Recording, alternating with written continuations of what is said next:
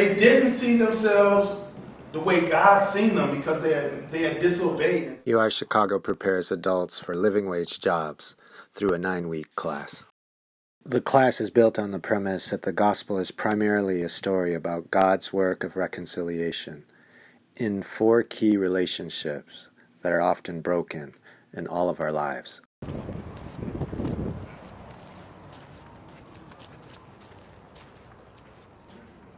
You don't get a job out of the program. You know what I'm saying? So, when y'all forget y'all mentor, just tell your mentor what you want to do, man. Because my mentor helped me, saying, try to find me a job.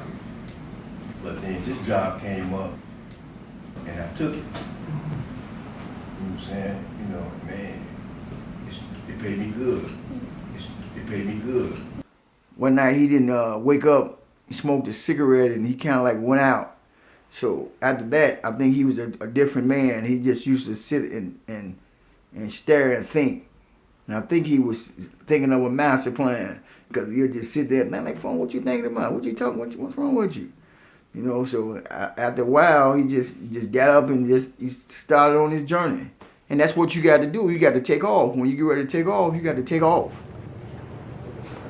I believe that we're called to address things that are sometimes systemic, systems that maybe don't give people opportunities, and we can step in the gap and we can provide opportunities for people. It's really consistent with what Jesus' teachings are, so much about the poor and the oppressed and those that need a helping hand, perhaps. But at the same time, well, I like the idea of UR Chicago Alliance because they have to do the work. We're just giving them an opportunity. Wendell Pierce was a graduate of UR Chicago's Workforce Development Program. Why I feel like I'm the best person? Point 1, facts. Point 2, proof. Point 3. A lot of times the gospel is only preached that God has come to reconcile you and save you so that you can have a relationship with God and go to heaven. Just did a check-in, so I'm gonna throw the ball your way. A lot of times what's missing is the practical application of what the gospel does in our communities, right? The gospel also impacts us with work, right?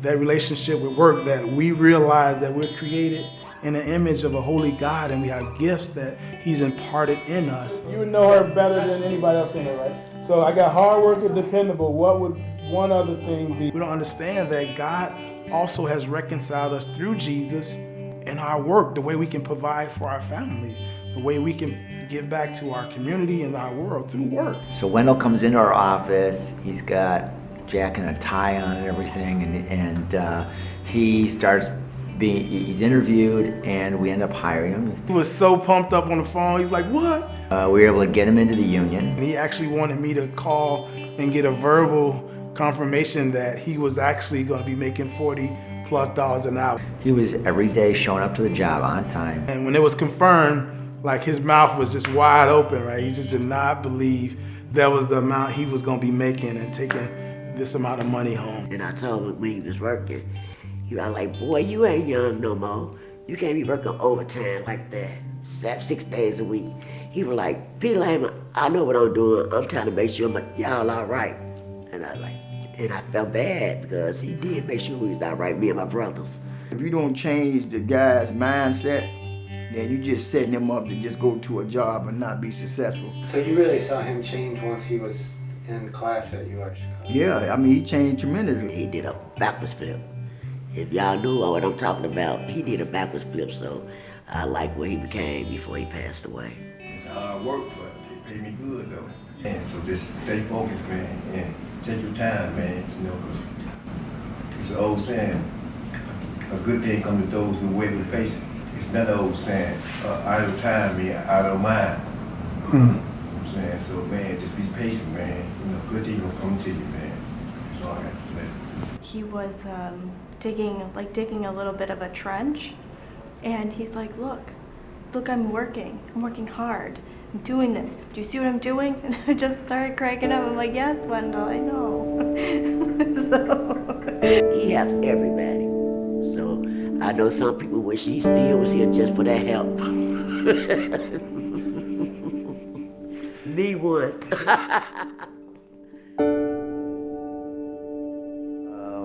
One day, Wendell didn't show up for work. And his brother came home and couldn't get in. But he kept saying he heard Wendell phone. He kicked the door in, bust the window, do something. One time before he'd been late, he called right in like you're supposed to. Very unusual, so we started calling around. Saying to myself, 4:30, gonna give me my money for my gas too, come way over here playing, he sleep.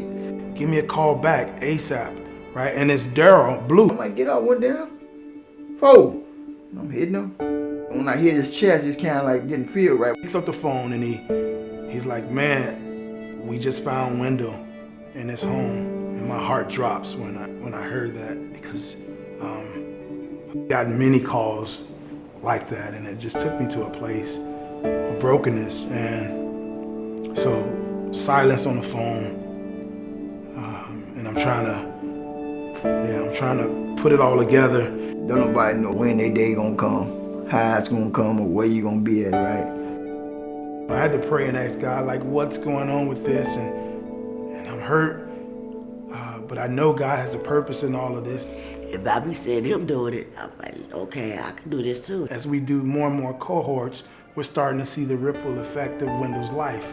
He be like, don't tell me you gonna go to the program and I tell the people you gonna come, and then you don't show up, that'll make me look bad. Now his sister is a part of our cohort, his cousins. Never have I heard it, things that I heard from Kevin that day.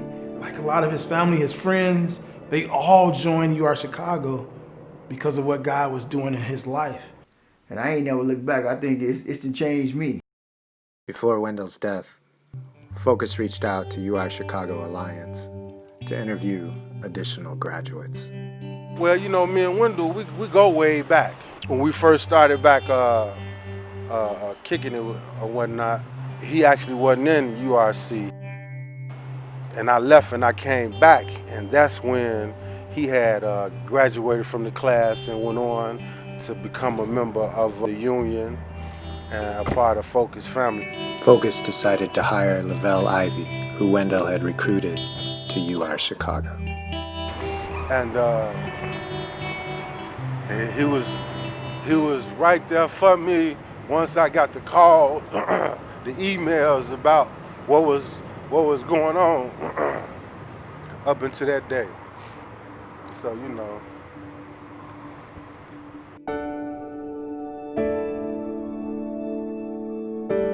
Like I said, when I was getting the emails and what was going on, I called him and he'll tell me, yeah, you gotta go do this and you gotta go do that. And actually the day I had to go out to Roselle to fill the papers out was the day of his home going. But I made it. Yeah, but I made it, yeah.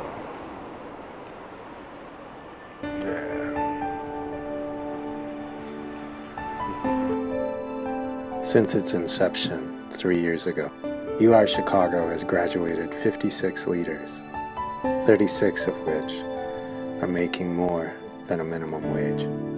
And all of them can make an impact on Chicago.